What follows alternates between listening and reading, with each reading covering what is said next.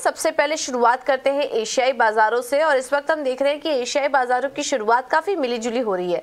एक्सजेक्स Nifty इस वक्त सपाट है लेकिन लाल रंग में दिखाई दे रहा है। 15 अंक नीचे इस वक्त कारोबार कर रहा है एक्सजेक्स निफ्टी। हांगकांग के बाजार आज बंद रहेंगे लेकिन दूसरे इंडाइसेस अगर देखें तो वो हरे निशान में कारोबार कर रहे हैं। कॉस्पी, निकाई और शंघाई के बाजार हल्की बढ़त के साथ ट्रेड कर रहे हैं लेकिन एक्सजेक्स निफ्टी इस वक्त कमजोरी के संकेत दे रहा है। ग्लोबल बाजारों से अगर अन्य संकेत देखेंगे तो वो भी काफी मिक्स्ड हैं। अगर यूरोप के बाजारों की अमेरिकी बाजारों से शुरुआत सबसे पहले करते हैं तो अमेरिकी बाजार कल हमने देखा कि माफ कीजिएगा गुरुवार को, क्योंकि शुक्रवार को तो ग्लोबल बाजार बंद थे गुड फ्राइडे के मौके पर, लेकिन थर्सडे को हमने देखा कि अमेरिकी बाजार दिन के ऊपरी स्तर पर बंद है और ओवरऑल हफ्ते की जो क्लोजिंग भी हुई वो भी काफी पॉजिटिव नोट पर हुई है। इस बीच वहां पर नॉन फार्म पेरोल के आंकड़े भी आए जिसमें कि हल्की बढ़त देखने को मिली। 2.36 लाख की बढ़त वहां पर आई है, 2.38 लाख का अनुमान था और अनएम्प्लॉयमेंट दर भी 3.6% से गिरकर 3.5% की आई है और यहाँ पर भी हमारा 3.6% का ही अनुमान था।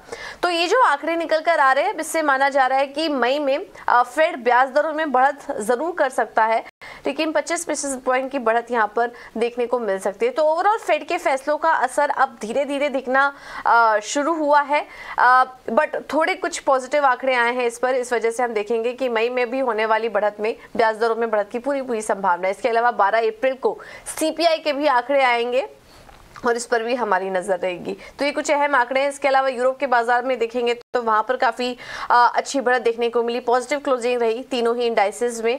अन्य संकेतों को देखेंगे तो नॉन फार्म पेरोल के जो आंकड़े हैं उसके बाद बॉन्ड यील्ड्स में हल्की बढ़त हुई। डॉलर इंडेक्स ऊपर आए, 102 के आसपास इस वक्त कारोबार कर रहा है और डॉलर में मजबूती आने के बाद हमने देखा कि सोने में हल्की नरमी आई। हालांकि सोने के लिए पिछला पूरा हफ्ता काफी शानदार रहा, $2000 के ऊपर के भी लेवल्स हमने देखे और अभी भी उसके ऊपर ही टिके हुए हैं सोने के लेवल्स, बट हल्की नरमी हमने वहां पर भी देखी। और कच्चे तेल में लगातार तेजी जारी है, $85 के पास अभी भी कच्चा तेल कारोबार कर रहा है और लगातार तीसरा हफ्ता था जब हमने देखा कि कच्चे तेल में पॉजिटिव रिटर्न देखने को मिला है। तो ये कुछ संकेत हैं, काफी मिक्स्ड है लेकिन आने वाले समय में कुछ आंकड़े आएंगे जिस पर कि हमारी नजर रहेगी।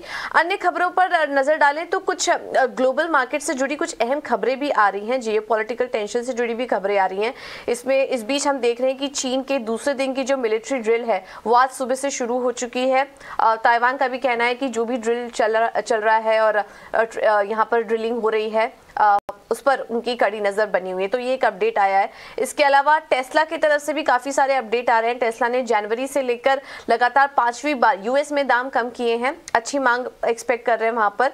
टेस्ला की चीन में नए प्लांट लगाने की तैयारी है और 2024 तक चीन के नए प्लांट में उत्पादन शुरू भी हो चुका होगा। ये अब उस समय हो रहा है जब हम देख रहे हैं कि यूएस चीन के बीच भी कुछ टेंशन चल रही हैं और इस बीच इस तरह की खबरें आ रही हैं कि यहाँ पर एलन मस्क चाइना में विजिट कर सकते हैं। और इसके अलावा एक और बड़ा अपडेट, यूक्रेन की पहली डिप्टी फॉरेन मिनिस्टर 9 अप्रैल से भारत दौरे पर हैं, तो इस बैठक पर भी नजर रहेगी। काफी कुछ बड़े बयान यहाँ पर भी निकल कर आ सकते हैं। तो ये कुछ अपडेट्स हैं।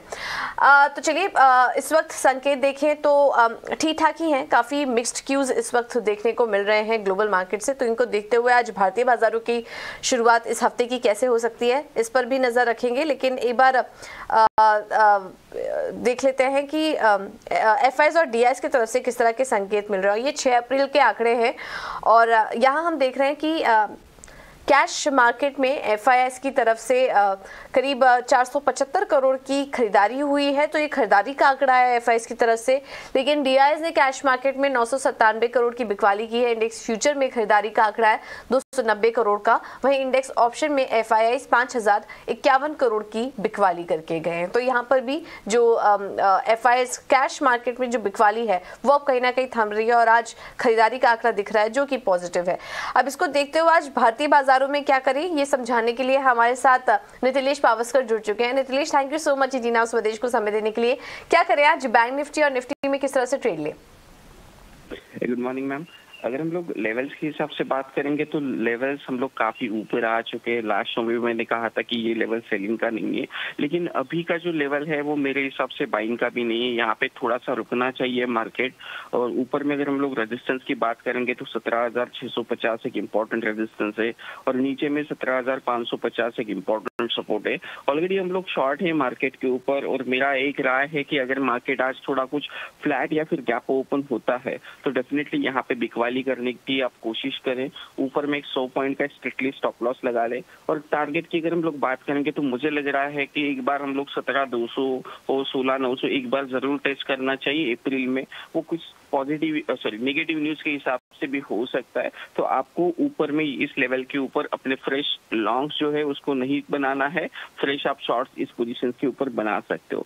रही बात बैंक निफ्टी की, 41,000 एक इम्पोर्टेंट सपोर्ट है। इसके नीचे अगर बाजार फिसलता है तो आज या फिर कल ये 2 दिनों में हमें 40,600 मतलब 400 पॉइंट का डीप एक देखने को मिल सकता है।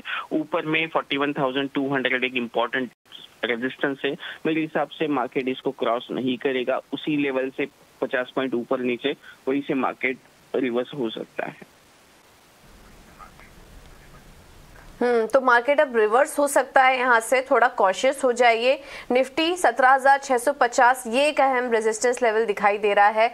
यहाँ से अब आप खरीदारी मत करिए, फ्रेश लॉन्ग मत करिए, बिकवाली नजर आ रही है और 17,000 के नीचे भी बाजार इस वक्त टेस्ट कर सकता है। तो ये भी एक लेवल्स दिखाई दे रहे हैं और बैंक निफ्टी में भी इंपॉर्टेंट लेवल्स जो है वो 41,000 के हैं और वहां से ऊपरी स्तरों से थोड़ी बिकवाली आ सकती है। ऊपर की तरफ 41,200 के लेवल्स देखने को मिल सकते हैं। तो फिलहाल फ्रेश लॉन्ग करने का समय नहीं है, थोड़ा कॉशियस और सतर्क रहने की जरूरत है क्योंकि नीचे की तरफ प्रेशर आ सकता है बाजार में। नितिलेश, इसके अलावा स्टॉक स्पेसिफिक रणनीति क्या अपना के चले? मैम, अल्ट्राटेक में बिकवाली करने की राय होगी। 7,700 के आसपास बिकवाली करनी होगी। स्टॉप लॉस जो होगा वो 7,770 का होगा। टारगेट अगर हम लोग बात करेंगे तो 7,500 का होगा। कंडीशनल सेल होगा। आज के दिन मार्केट थोड़ा सा 7,700 के ऊपर ओपन होना चाहिए। उसके बाद अगर ये 7,700 को ब्रेक डाउन करेगा तभी इसमें बिकवाली प्लान करे और 7,500 के टारगेट के लिए आप पोजीशंस को क्या कर सकते हो, होल्ड कर सकते हो।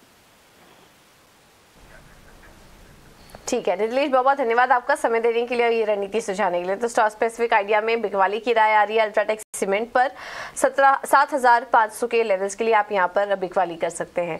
तो ये थी मार्केट पर रणनीति और ओवरऑल आज मार्केट थोड़ा कमजोर ही नजर आ रहा है।